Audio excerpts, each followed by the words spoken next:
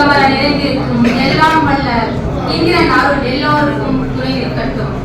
பொறுப்பிலே பிறந்து தென்னன் புகழிலே கிடந்து தேவேந்திர சங்கத்து இருப்பிலே இருந்து பாண்டிய ஏட்டிலே கவிழ்ந்து ஓர் பேதை நெருப்பிலே நின்று தேவேந்திரர்களின் நினைவில் நடந்து ஒற்றுமையாய் ஓரென பயின்ற பாவையே பாச ராஜேந்திரனே, பட்டினி இழுத்து பட்டியில் வெளியேற்றத்திற்கு பசியால் வெளிந்து பால்பட நேர்ந்திருக்கும் கட்டி இழுத்து கால்களை நெறிந்து அங்கம் பிளந்து துடிக்கும் தேவேந்திர இனத்திற்கு பொங்கி எழுந்து போராடி மறைந்த அன்பு அண்ணன் பாச ராஜேந்திரன் அண்ணன் அவர்களுக்கு தமிழ்நாடு தேவேந்திர சங்கம் சார்பாக மௌன அஞ்சலியையும் நன்றியையும் வணக்கத்தையும் தெரிவித்துக் கொள்கின்றேன்.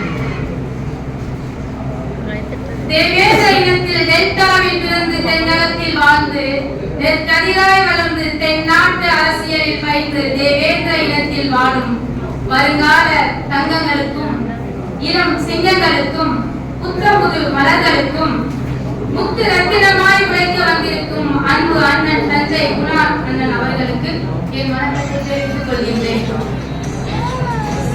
தேவேந்திர சங்கத்தை வளர்த்து ஐம்பூதமாய் மாற்றி அமைக்க நன்மறை வேதங்கள் வாங்க வளர்த்து நம் சொந்தங்களை ஒன்றாக இணைத்து பயணிக்க வேண்டும் என்று அனைத்து மாவட்டங்களிலும் நம் தொப்புள் கொடி உறவுகளை ஒன்றிணைத்து இந்த இடத்திலே நல்ல தலைவரை கொண்டு வந்து நிறைநிறுத்திருக்கும் அன்பு அண்ணன் சுரேஷ் கண்ணா அவர்களுக்கு என் வணக்கத்தை தெரிவித்துக் கொள்கிறேன். தேவேந்திரபுரத்தின் எட்டரிக்கும் கொடியில் கவிவாழும் தொழில் வளத்தினை உருவாக்கி கெட்டியாக பிடித்து எம் இளம் இளைஞர்களை உருவாக்கி ஒன்றாக பஞ்சமித்து ஒருங்கிணைந்த மாநில பொறுப்பாளராக துணை பொறுப்பாளராக பயணிக்கும் அன்பு அண்ணன் கிருஷ்ணமூர்த்தி அவர்களுக்கு வணக்கத்தை தெரிவித்துக் கொள்கின்றேன். உழுதுண்டு வாழ்வாய வாழ்வார் மற்றதெல்லாம் தொழுதுண்டு பின்தொடர்வோம்.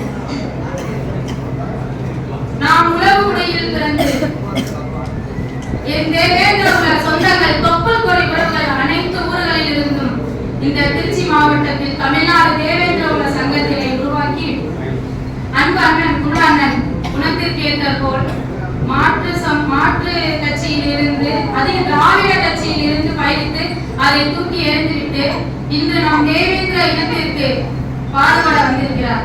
அவரோடு ஒன்றாக பயணித்து ஒருமிதத்தோடு எந்த பாகுபாடு இல்லாமல் தொழிலில் பெருக்கி முதலில் தொழில் வளத்தை பெருக்கி நாம் சங்கத்தை உருவாக்க வேண்டும். நாம் சங்கம் உருவாக்குவதற்கு மட்டும் இந்த சங்கம் ஏதோ கூட்டத்தை ஏதோ உட்கார்ந்தா நம்ம வந்து சங்கத்தை நியமிச்சிட்டோம், தலைவரை பொறுப்பேற்க வச்சுட்டோம் அப்படின்றது என்ன இல்லாம மாற்று சமூகத்தை பத்தி நான் பேச விரும்பல. பல கோடி நிறுவனங்கள் இருக்கு, பணங்கள் இருக்கு, நாங்க அதை வச்சு அதை பண்றோம் இது பண்றாங்க. நமக்கு ஒற்றுமை இல்லாமல் நாம் வந்து அண்ணன் சொன்னது போல மாதம் மாதம் சந்தா நிறைவேற்றி சந்தா பணத்தை சேர்த்து அதில் வந்து நம் மக்களுக்காக நம் மக்களை புதைத்துக் கொண்டிருக்கின்றோம். அதை விரைவாக மலர வைத்து இன்னும் வருங்கால இளைஞர்களை படிப்பறிவிலும் தொழில் அறிவிலும் அரசியலிலும் திரைப்பட